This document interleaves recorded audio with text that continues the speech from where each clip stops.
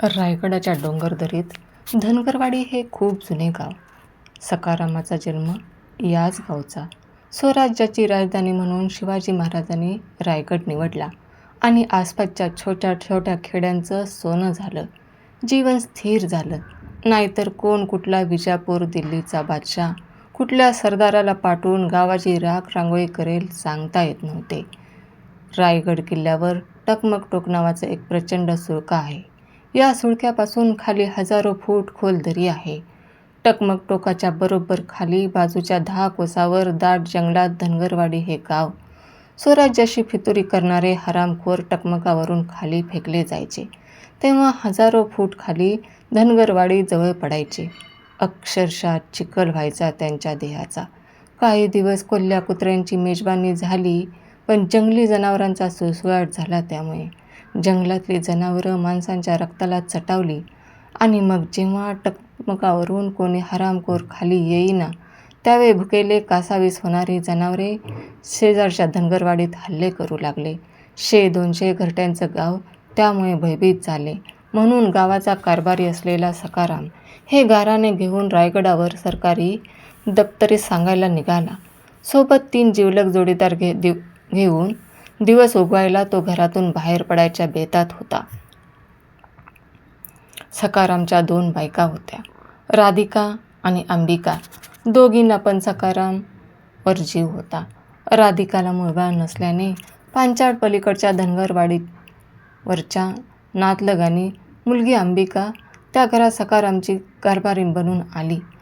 अंबिकाला मुलगा झाला, वंशाला दिवा झाला म्हणून आवडीने बाळकृष्ण नाव ठेवले. बाळकृष्णाला बाळ्या म्हणून सगळे हाक मारत होते. बघता बघता बाळ्या 5-6 वर्षाचा झाला. बाळ्याचे वडील सखाराम अंगापिंडाने मजबूत गडी. शेजारच्या वाड्या वस्त्यात सर्वांच्या मदतीला धावून जाणारा सखाराम कारभारी म्हणून काम करत होता. गावातील सारे लोक धनगर. मेंढ्या शेळ्या चरायला नेणे, कोंबड्या पाळणे, जंगलातून लाकूड तोडून आणणे हा सर्वांचा प्रमुख उद्योग. गावातल्या ज्या कुटुंबाकडे शेळ्या मेंढ्या जास्त तो गावचा सावकार माणूस. सखारामकडे 700 मेंढ्या, 300 शेळ्या आणि 200 कोंबड्या होत्या. सर्वात जास्त जित्राब असल्याने तो गावचा सावकार पण होता. गेल्या 5-10 वर्षात बादशाही आक्रमणे महाराजांमुळे बंद झाली, पण टकमकवरून खाली येणारी मडी हे नवे दुखणे रायगडावर परिसरात जडले. वर स्वर्गात डोके खुपसून महाराष्ट्राला सुखी करणारा रायगड खाली मात्र नरक यातना देत असे.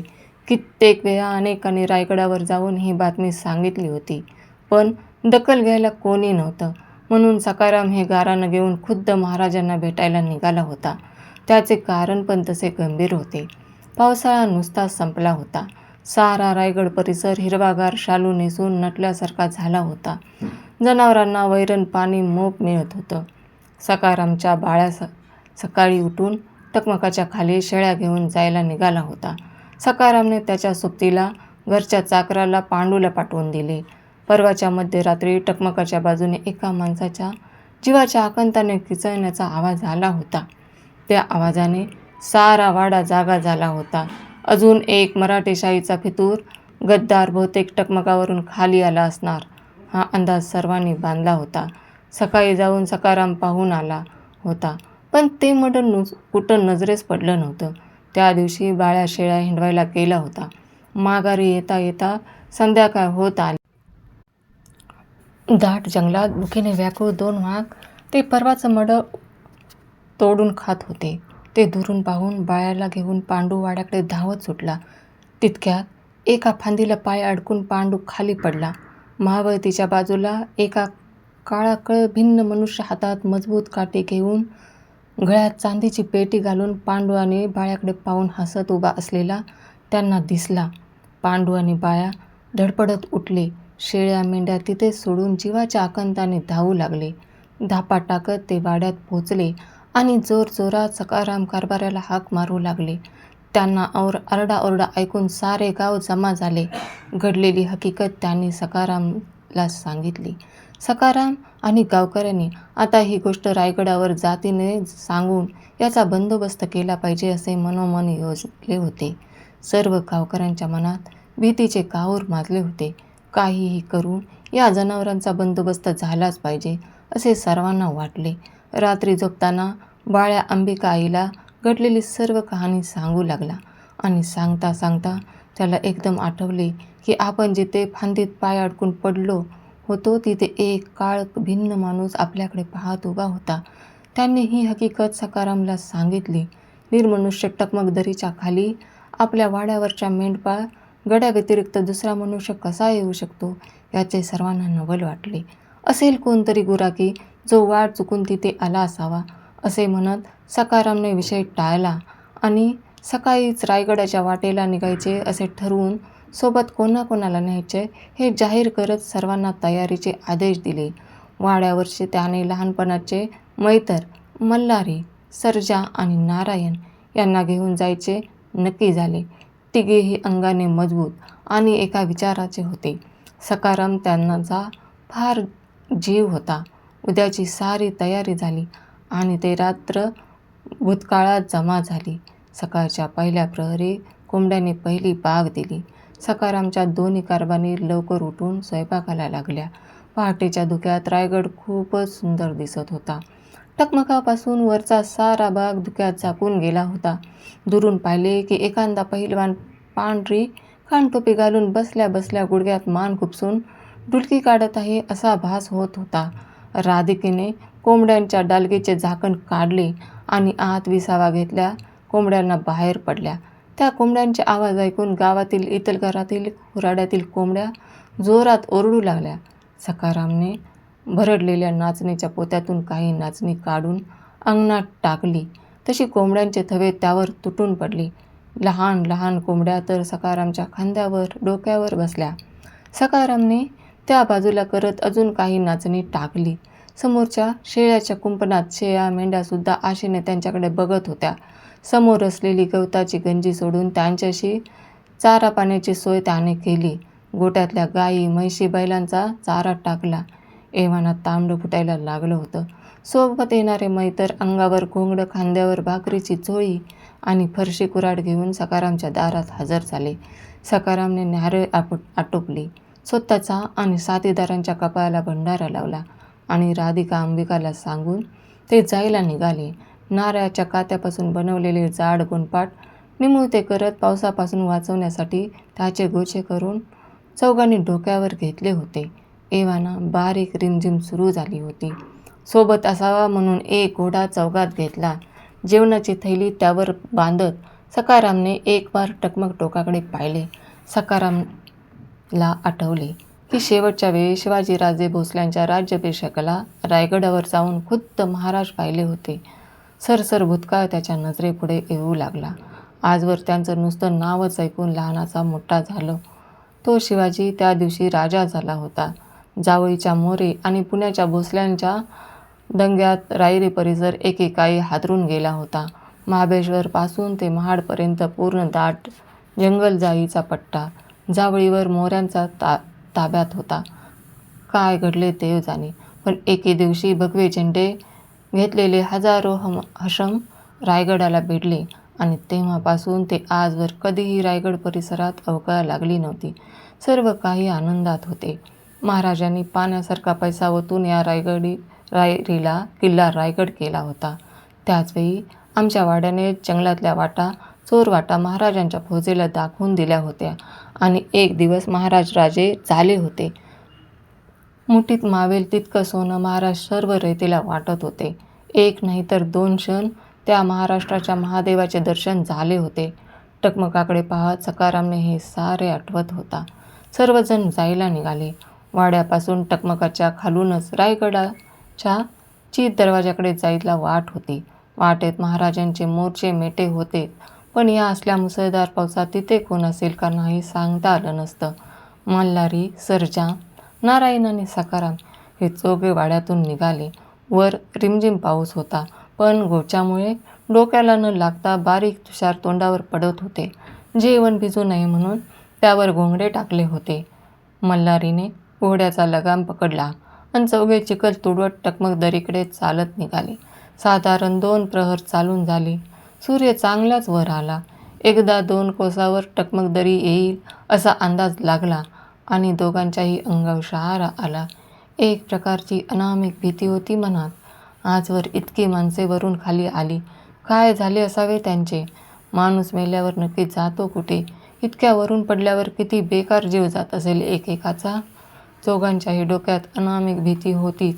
तितक्या टकमकावरून आणखी एक आकाश पाताळ भेदणारी जीवघेणी किंकाळी ऐकू आली. चौघेही सावध होऊन वर पाहू लागले.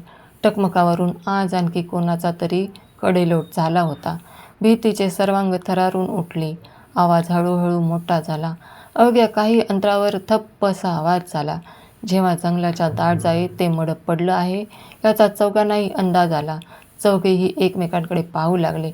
खूप विचार करून उसन्या अवसानानं सखाराम बोलला, "गड्यानो, आपण हे कोण आहे बघूया येऊया का रे?" मल्हारी, सर्जा आणि नारायण प्रश्नार्थक मुद्रेने सखारामकडे पाहू लागले. सारा गाव ज्या गोष्टीमुळे गेली कित्येक वर्ष भीतीच्या दडपणाखाली आहे त्या गोष्टीला जवळून पाहूया असं हा कसा काय म्हणत असेल, हा प्रश्न तिघांना पडला. तिघांच्याकडे पाहत सखाराम म्हणाला, "अरे, आजवर घर संसार पाहतच आलोय आपण. देवाच्या दयेने आसपासच्या 12 वाड्यांचं चांगलं नाव आहे आपलं. हो, ही असली मेलेली मडी किती दिवस भ्या घालणार आपणाला? हे बघा, खंडोबाचा भंडारा लावलाय आपण बाळाला. जरा धीर धरून ते मडप बघूया, म्हणजे वर गडावर गेल्यावर बोलायला तोंड मिळेल आपल्याला. राजा देव माणूस आहे आपला. आपलं संकट नक्की त्याच्या ध्यानी येईल. चला, खंडेरायाचं नाव घ्या आणि या माझ्या मागं." सखारामच्या असल्या बोलण्याने तिघांनी धारिष्ट केलं आणि मान हलवून टकमकदरीकडे पाय वळवले. एव्हाना रिमझिम पाऊस थांबून केवळ ऊन अंगावर पडू लागले होते. घोड्याला पण उन्हामुळे चांगली ऊब मिळत होती. तो पण मनोमन सुखावला होता. रायगडाची उंची स्वर्गाला भिडली होती. वरून पडणारा पाण्याचा थेंबन थेंब सरळ खाली येत होता. धबधबणारे पाणी ओढ्यात मिळून छोटे छोटे नाले तुडुंब भरून वाहत होते. कातडी पायतानं पाण्याने आणि चिखलाने जास्तच जड झाल्याने चौघांनी ते काढून मधोमध कासरा बांधून घोड्याच्या पाठीवर बांधले आणि एका मोठ्या चिंचेच्या झाडाला घोडा बांधून कुऱ्हाड्यांनी घोंगडे अंगावर घेऊन ते ओढ्यातून वाट काढत टकमकदरीकडे निघाले. चौघेजण ओढ्यातून पुढे पुढे जाऊ लागले. चांगले मध्यावर गेले आणि चिंचेला बांधलेला घोडा दोन्ही पाय वर करून जोर जोराने किंकाळू लागला. काय होतंय चौघांना कळेना. आसपास पाहिले तर गार वाऱ्याशिवाय चिट पाखरू पण नव्हतं. मग ह्याला काय झालं ओरडायला समजेना. त्याने हिसका मारून लगाम दावे तोडले आणि सुसाट वेगाने बाजूच्या जंगलात पळून गेला. घोड्याच्या या विलक्षण वागण्याने नारायण मात्र पुरता घाबरला. तो म्हणाला, "गड्यानो, मला काय लक्षण ठीक दिसना. यो घोडा आजवर असा कवाच वागला नाही. माझं ऐका, मागं फिरूया. 4-2 दिवसानं पांचाडला सांगावा धाडून सगळी हकीकत महाराजांच्या खाजगीत सांगूया. पण आता बाहेर पडूया." सखाराम त्यावर रागानं बोलला, "महाराजांनी खाजगीत तुझ्यासारखीच ऐकून घ्यायलाच बसली हाय जणू. सारा महाराष्ट्र सांभाळायला हाय त्यासनी. तुझ्या घोड्यानं साप पान बघितलं असेल म्हणून तो गेला पळून. दरीकडे जाऊन लवकर मागं येऊन त्याला शोधूया. चला, पाय उचला लवकर." सारेजण त्या भयान ओढ्यातून पुन्हा चालू लागले. चांगलं छातीपर्यंत पाणी आलं आणि पाण्याचा जोर जाणवू लागला. चौघांनी एकमेकांचा हात देऊन कडं केलं. ओढ्याच्या बरोबर मध्यावर आले तसे वाघाच्या एका गगनभेदी डरकाळीने पावसाने गारठून अंग चोरून बसलेली चिमणी पाखरे आभाळात उडू लागली आणि चौघांच्या अंगावर भीतीने शहारे आले. ओढ्याच्या पाण्याच्या वेगाने चौघांची हाताची कडी तुटली आणि ते धारेच्या दिशेने वाहू लागले. जो तो आता जीव वाचवायला प्रयत्न करू लागला. मल्हारी पूर्वी महाडला सुभेदार तानाजी मालुसरे यांच्या तालमीत 3-4 वर्ष राहून आलेला गडी होता. सिंहगड आणि लढाईत सुभेदार गेलं आणि तालमीतल्या पहिलवानांवर उपासमारीची वेळ आली म्हणून त्याने कुस्तीला राम ठोकून गाव गाठला. पण त्या कुस्तीमुळे पुरात पोहायचे कसे त्याला चांगलेच ठाऊक होते. त्याने सर्वांना ओरडून सांगितले की काठावर असलेल्या वडाकडे बघत पोहा. पुरात जर फसला तर हात पाय हलवून काय उपयोग नसतो. अशा वेळी एक करायचं की काठावर असलेलं कोणतंही मोठं झाड त्याकडे लक्ष देत तिरकसं पोहत पोहत जायचं. पाण्यात साप, विंचू, काटे काही लक्ष द्यायचं नसतं. चौघही पुराची धार तोडून एका महाकाय वडाच्या झाडाजवळ पोचले. चिंब भिजलेल्या चौघांच्या कुऱ्हाडी पाण्यात वाहून गेल्या होत्या. घशात पाणी गेलं होतं, त्यामुळे चौघेही ठसके देत देत काठावर दम खात पोहोडले. दम कमी झाल्यावर सखाराम सावध झाला आणि मल्हारी, नारायण, सर्जा कुठे आहेत हे पाहू लागला. हकेच्या अंतरावर तिघेही दम खात पोहोडले होते. सावकाश तिघांच्या जवळ जाऊन त्यानं त्यांना सावध केलं. नारायण दम खात बोलला, तुम्हाला म्या सांगत होतो, अरे जनावरं हे बघू शकतात जे तुम्हा आम्हाला दिसत नसतंय. खंडेरायाचा आशीर्वाद म्हणून वाचलो, पण आता इकडं वाघाची डरकाय ऐकली नवं, आता काय करायचं? सखारामने धीर देत त्याला सांगितलं, अरे नको काळजी करू, या सगळ्या भाकड कथा आहेत. असं असतं तर 350 वर्ष महाराष्ट्र गुलामगिरीत राहिला नसता. देवदेवरस पण काय कमी होतं काय आपल्याकडं? पण शिवाजीराजानं तलवारीच्या जोरावर संपवली गुलामगिरी. विचारांची गुलामगिरी कवा संपणार आपली देव जाणे. चला धीर धरा. वाड्याजवळीच सगळी घरटी आपल्या चौकांच्या नजरेला नजर लावून बसली असतील. या असल्या फालतू गोष्टीला भिवून बसला तर शेण घालतील लोक आपल्या तोंडात. उठा बेगीनं आणि चला. सखारामच्या धीराच्या बोलण्याने तिघांना ऊर्जा मिळाली. दोघेजण पुढे चालू लागले. तो महाकाय वडाचा बुंदा पाहून कोणीही भयंकपित झालं असतं. त्याच्या त्या विशाल पारंब्या पाहून जणू ब्रह्मराक्षस वाटेत ठाण मांडून बसला असावा असा भास होत होता. चौघेजण वर टकमक टोकाकडे पाहत, दरी कुठे असेल अंदाज बांधत त्या वडाला बगल देऊन चालू लागले.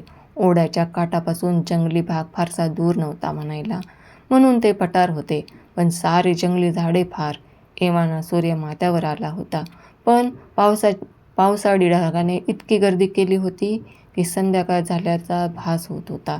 चौघे आता जंगलात घुसणार इतक्यात वाघाची प्रचंड डरकाळी समोरच्या झाडाझुडपातून येऊ लागली.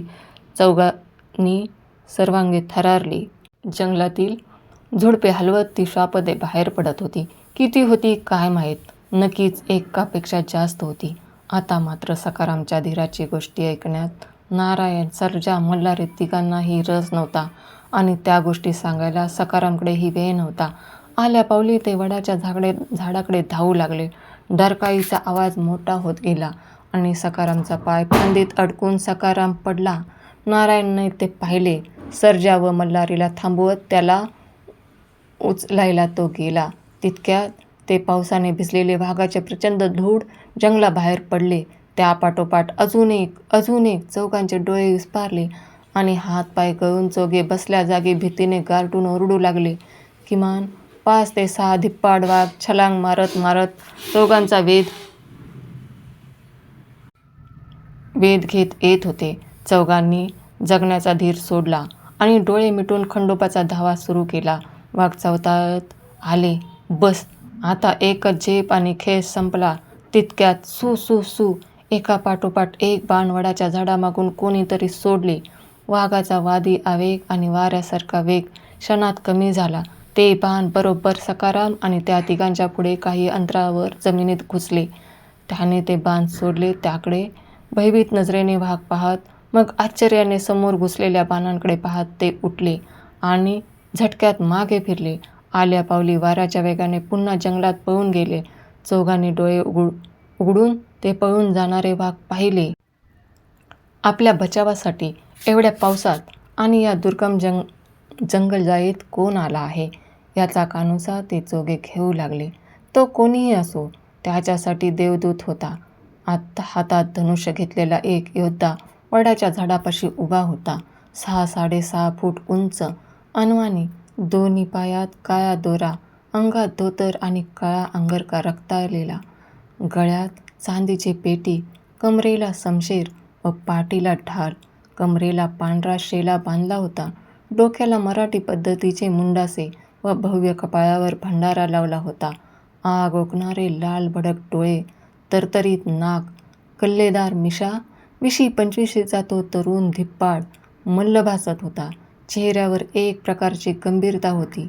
ओढ्याच्या भिजलेल्या मातीवर तो एक पाऊल रोवत त्या चौघांच्याकडे येऊ लागला. चौघांनाही अनेक प्रश्न पडले होते. कोण असावा हा धीर गंभीर पुरुष? चौघांनीही धीर एकवटून त्याच्या दिशेने जायला पावले उचलली आणि तितक्यात आभाळातून सरसर धारा बरसू लागल्या. तो धिप्पाड पुरुष तसाच मागे सरकला आणि वडाच्या ढोलीत थांबत त्या चौघांना तिथे येण्यासाठी खुणावले. त्याबरोबर ते धावले. एवढ्या मुसळधार पावसातही वाघाच्या डरकाळ्या ऐकू येत होत्या. चौघेही त्या युवकाजवळ आले. शांततेचा भंग करत सखारामने विचारलं, पाहुणं, कुण्या गावचं तुम्ही? लय उपकार झाले बघा तुमचे. माझ्या खंडेरायानेच तुम्हाला इथं पाठवलं बघा. तुमचे लय उपकार झाले. सखारामच्या शब्दावर मान डोलवत इतरांनी सुरात सूर मिसळला. क्षणभर शांतता पसरली. मग त्या युवकाचा धीरगंभीर आवाज ऐकायला मिळाला. कोण तुम्ही? का आला आहात तुम्ही इकडे? असं विचारताना त्याचे ते अंगार ओकणारे डोळे त्या चौघांवर पडले आणि चौघांनाही काय बोलायचे क्षणभर समजेना. आम्ही धनगरवाडीचे रायगडला निघालो आहोत. सखाराम बोलून गेला. रायगडी? कशासाठी? क्षणाचाही विलंब न करता त्या युवकाने प्रतिप्रश्न केला. मग सखारामने कारण सांगितले. टकमकावरून येणाऱ्या मेंढ्यांच्या मड्याच्या मांस रक्ताचा चटावलेला वाघ जनावरे माणसांवर हल्ले करत आहेत. सारे पंचक्रोशीतले गाववाले हैराण आहेत. म्हणून आम्ही हे प्रकरण रायगडच्या सरकारी लोकांच्या कानावर आणि गरज पडली तर महाराजांना भेटून सांगायचे म्हणून घराबाहेर पडलो आहोत. मूर्ख आहात तुम्ही, मोठ्या आवाजात तो युवक बोलला. तुमचं गारण ऐकायला असे कधीही भेटतील काय सरकारी अधिकारी आणि महाराज? आणि रायगड सोडून या दरीत का आलाय मरण्यासाठी? त्याच्या या प्रश्नाने नारायण बोलला. अरे कोण रे तू? मकापासून ऐकून घेतोया तुझं. वाघापासून वाचवलं म्हणून तुझं उपकार मानायला लागलो तर आम्हाला कायदा शिकवायला लागलास काय? आधी तू सांग, कोण आहेस आणि हे अंगावर रगात कसलं? नारायणाच्या या बोलण्याने तो युवक थोडा वरमला. मोठा श्वास घेऊन बोलला. मी कोण? हाच प्रश्न जन्मापासून स्वतःला विचारत लहानाचा मोठा झालो आहे. अजून उत्तर सापडलं नाही आणि आता सापडून पण उपयोग नाही. खंडोजी नाव माझं. महाराजांच्या हेरखात्यात बहिर्जी नाईकांच्या समेत 10 वर्ष काम केले.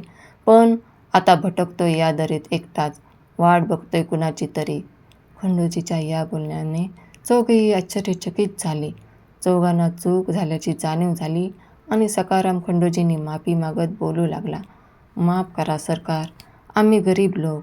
ह्यो नारायण, ह्यो मल्हारी, ह्यो सर्जा आणि म्या सखाराम. मल्हारी पण महाराजांच्या फौजेत होता. सुभेदार तानाजी मालुसरे यांच्या तालमीत हत्यारे पण शिकत होता. पण सिंहगडाच्या दग्यात सुभेदार केलं आणि मग ह्यो परत आला गावाकडं. आमची लय इच्छा होती की राजांच्या फौजेत सामील व्हावं, पण एवढं नशीब कुठलं हो आमचं. खंडेरायाच्या कृपेने गावगाडा सांभाळतो आम्ही. टकमकावरची मडी काढायला कोणीतरी नेमून करावं म्हणून सरकारला अर्ज करायला निघालोय आम्ही. तुम्ही नाईकांच्या जवळचे म्हणजे महाराजांच्या पण जवळचेच. आम्ही हात जोडतो. एवढं पुण्य घ्या पदरात. आमची घराणी सांगा सरकारी दरबारी. चौघांनी खंडोजीला हात जोडले. हातातले बाण खाली टाकत सखारामचा हात पकडत खंडोजी म्हणाला, नका हात जोडून अजून पापात पाडू मला. चला, मी तुम्हाला मदत करतो. खंडोजीच्या आश्वासनाने चौघांना धीर आला. खंडोजींना म्हणाला, पण गड्यानो, मी फक्त तुम्हाला मार्ग दाखवीन आणि युक्त्या सांगीन. मी स्वतः काय बी करणार नाही. मला कोणीही प्रश्न विचारायचा नाही. मी सांगतो तसं जसं वागायचं. वचन देत असशीला तर मी या कामात तुम्हाला मदत करीन. चौघांनीही मान डोलवली. खंडोजीने वडाच्या डोलीत ठेवलेली कानाबरोबरची उंचच्या उंच काठी काढली आणि चौघाकडे पाहत बोलला, चला निघूया. आता जोवर तुमचं काम होत नाही तोवर मागे यायचं नाही. चौघांनीही खंडोजीच्या रूपाने आशेचा किरण दिसू लागला. ते चौघे खंडोजीच्या पाठोपाठ पावले टाकत त्या जंगलात निघाले. एव्हाना पाऊस बंद झाला होता. सूर्य मावळतीला झुकत निघाला होता. मंडळी, इथून 3 कोसावर एक चोरवाट आहे. दाट जंगलात. पण गेल्या 15-20 वर्षात तिकडं कोणी फिरकत नसेल. आपल्याला रात्र काढायला चांगलं ठिकाण आहे. आजची रात्र तिथं काढूया आणि सकाळी दिवस उगवायच्या रायगडच्या हमरस्त्याला लागूया. मोर्चे मेटे आडवे आहेत, पण तिकडे गेला तर परवाने ओळख सगळं विचारतील आणि विनाकारण तुरुंगात पण डांबून ठेवतील. जर ओळख नाही पटली तर मला ह्यो परिसर घरच्यावानी आहे. मी तुम्हासने निम्म्या वक्तात जिथं दरवाजाजवळ नेतो आणि मग पुढं काय करायचे मी सांगतोच. चला लवकर. पाय उचला. खंडूजी तरातरा चालू लागला. पायात पायतान नसताना त्याचा चालायचा वेग बघून चौघेही पाहतच राहिले. त्यांना चालणं जमत नव्हतं एवढ्या वेगानं. अर्ध्या 1 तासात एक दाट अरण्यात त्यांचा प्रवेश झाला. झाडाला झाड लागून असावे इतके दाट. जमिनीवर लाकडे कुजून काळा थर चढला होता. त्यावरून खंडोजीच्या मागे ते निघाले होते. ते भयान जंगल बघून मल्हारी बोलला, सकाळ का ह्यात गेली मेंढरं चरण्यावर इकडं कधी येणं झालं नाही. कितीतरी वेळा जवळनं गेलोय मी. इतकी दाट झाडी आईच्यानं सांगतो बघितली नव्हती. ही झाडी कशी काय आली असेल इथं? गप्र, भिवून काय बी बरवू नको. महाराजांचा हेर आहे खंडोजी. असलं त्याला गुप्त वाट माहिती. चला गुमान. जंगलाच्या मध्यावर येतात जंगली किड्यांची किरकिर अतिशय वाढली. सूर्य मावळतीला गेल्याने पुढचं काही दिसत नव्हतं. पाऊलवाटीने ते चालत होते. एका वळणावर खंडोजी बाजूला गेला आणि सखाराम पुढे आला तर खंडोजी कुठे नजरेस पडेना. त्याने मागे पाहिले आणि सर्जा नारायण मल्हारीला विचारलं, खंडोजी कुठे गेला? तसेच पुढे चालत ते जंगलाच्या मध्यावर एका पडक्या मंदिराजवळ पोचले. या इतक्या दाट जंगलात हे मंदिर कुठले असावे हा प्रश्न चौघांना पडला. पावसाने मंदिराच्या शिखरापर्यंत हिरवे शेवाळे दाटले होते. समोरील दगडी नंदीसुद्धा पावसाने भिजून त्यावर शेवाळची हिरवी झालर चढली होती. सखाराम म्हणाला, अरे ह्यो खंडोजी कसा आणि कुठं गेला? आता काय करायचं? एक काम करूया. आजची रात्र या मंदिराचा आसरा घेऊया आणि उद्या आपण आपलं हमरस्ता हुडकून आपल्या मार्गानं जाऊया. तिघांना हे ऐकण्याशिवाय पर्याय नव्हता. ते चौघे आत शिरले. ते प्राचीन दगडी मंदिर महादेवाचे होते. कित्येक वर्ष हे दुर्लक्षित असावं असं वाटलं. पावसाचं पाणी आत थेंब थेंब झिरपत होतं. नारायण बोलला, चला माझ्या महादेवाच्या गाभाऱ्यात. आसरा मिळणार. ते मंदिरात घुसणार. इतक्यात शेकडो वटवाघळे एकाच वेळी मंदिराच्या बाहेर पडली. चौघांनी डोळे बंद करून डोळ्यासमोरून हात ठेवत मागे पाय घेतले. सर्व वटवाघळे उडून गेली. आता चौघे पुढे झाले. पूर्ण अंधारात असलेल्या त्या मंदिरात थोड्याच अंतरावर आत निरांजनाचा प्रकाश दिसला. चौघांचे डोळे विस्फारले. अंगावर काटे आले आणि भीतीने गांगरून गेले.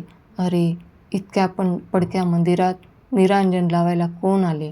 असा प्रश्न पडून ते धावत मागे पळणार इतक्यात बाहेर धो-धो पाऊस सुरू झाला.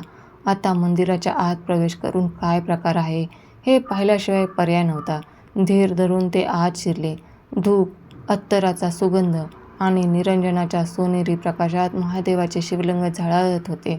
उजव्या अंगाला एक जातिवंत कुळवंत स्त्री फुलांची माळ करण्यात व्यस्त होती. चौघांचे डोळे विस्फारले. पडके मंदिर, वटवाघे आणि आत इतकी सुंदर आरास करणारी ही बाई कोण? मल्हारची बोबडी वळण्याच्या मार्गावर होती. त्याने सखारामचा हात घट्ट पकडला.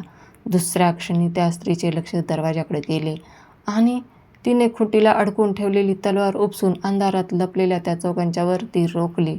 लढाईचा पवित्रा घेत बोलली, कोण आहे दरवाजात? सरळ पुढे या, नाहीतर खांडोळी करीन.